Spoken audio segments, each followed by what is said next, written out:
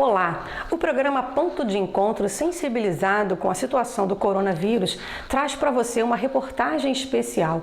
A Daniele Soares, ela fez uma entrevista com a bióloga e microbiologista Carla Oliveira. Acompanhe conosco a entrevista.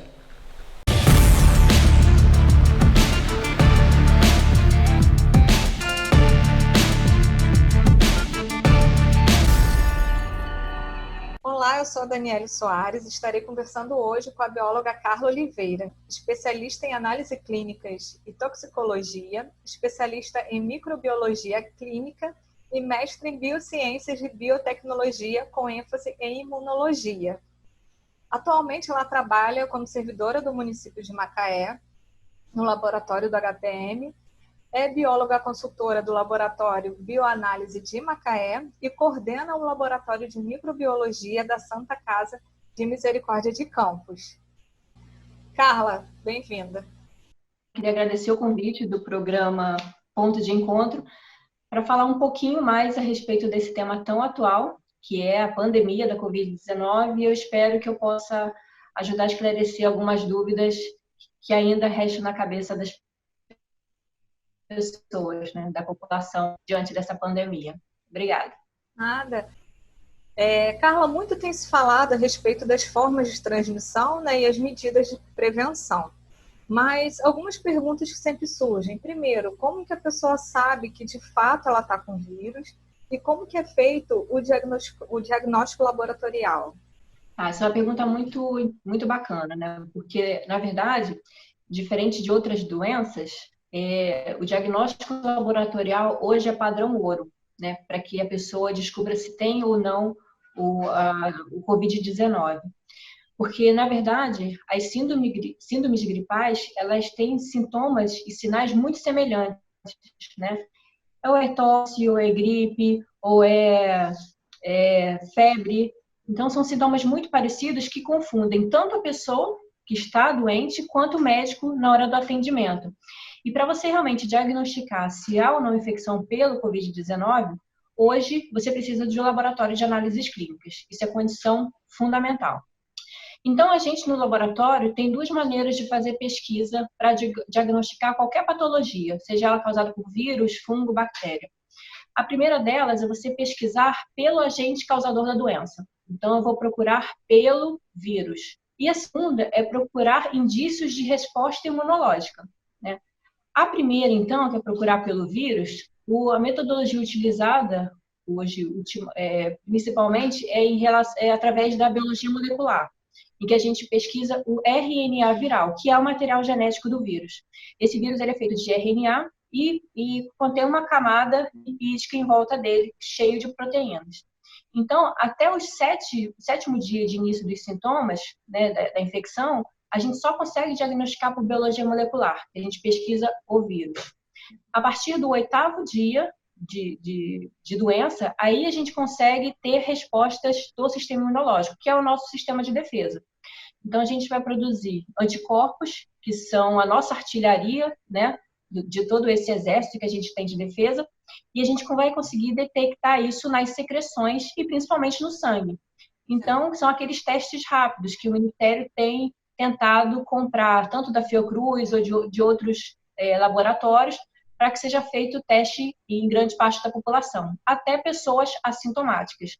Então, é assim, de 1 a 7 dias a gente pesquisa o vírus por biologia molecular, que é o PCR. E do 8º dia em diante, através de sorologia ou de técnicas mais simples, para a gente pesquisar a resposta imunológica. Perfeito. Carla, então me tira mais uma outra dúvida. Muita gente tem falado sobre o álcool gel 70%, cloro, eles são mesmo eficazes e há outras formas da gente fazer essa desinfecção? Então, na verdade, qualquer desinfetante de uso geral que a dona de casa já faz uso na sua casa pode ser utilizado.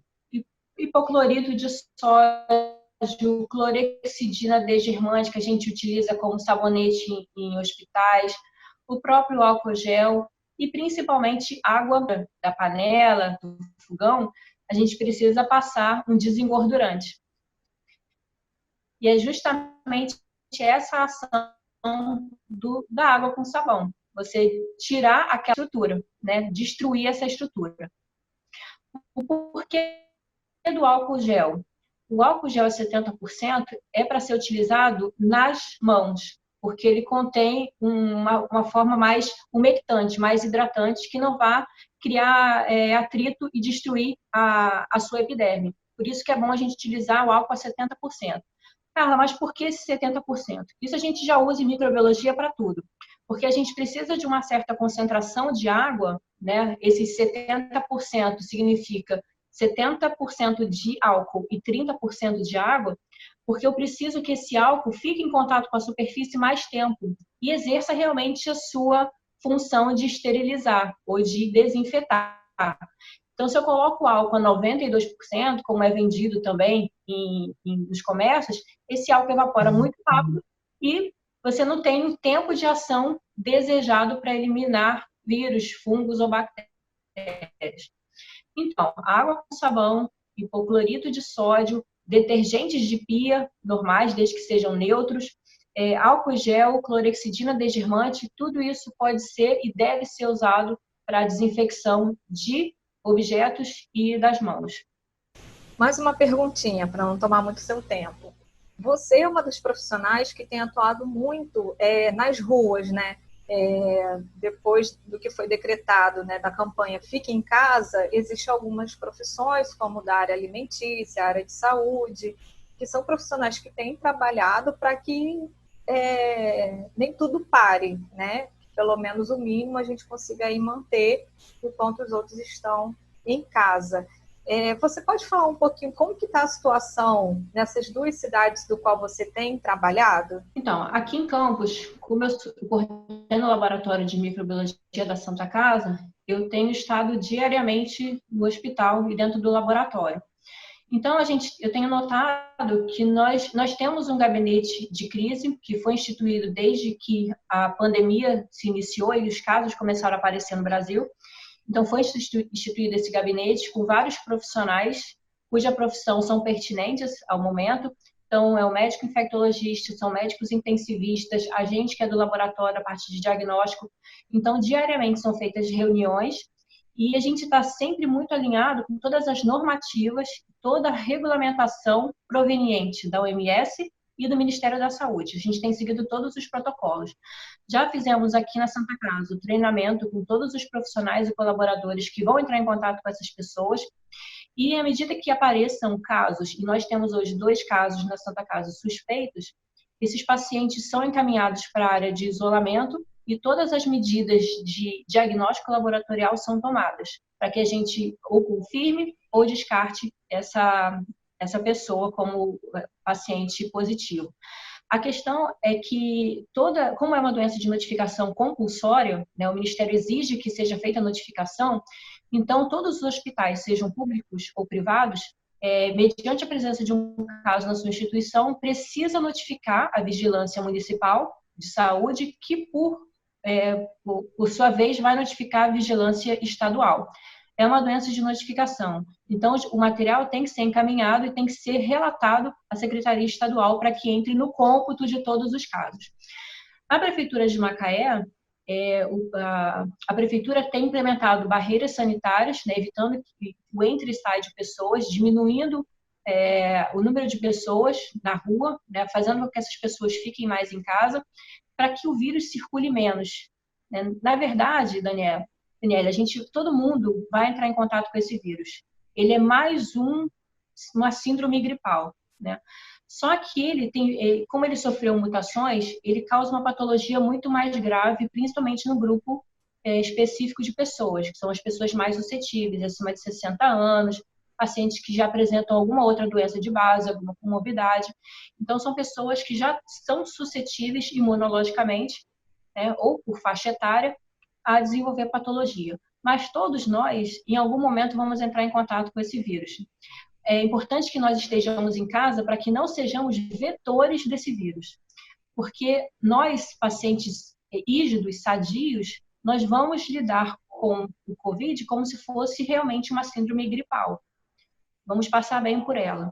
Mas temos que pensar nas pessoas que têm essas comorbidades, que são mais idosas e que não têm o sistema imunológico de defesa, né, a defesa propriamente dita, como nós temos. Então, por isso que é importante a segregação dessas pessoas, manter as pessoas em casa.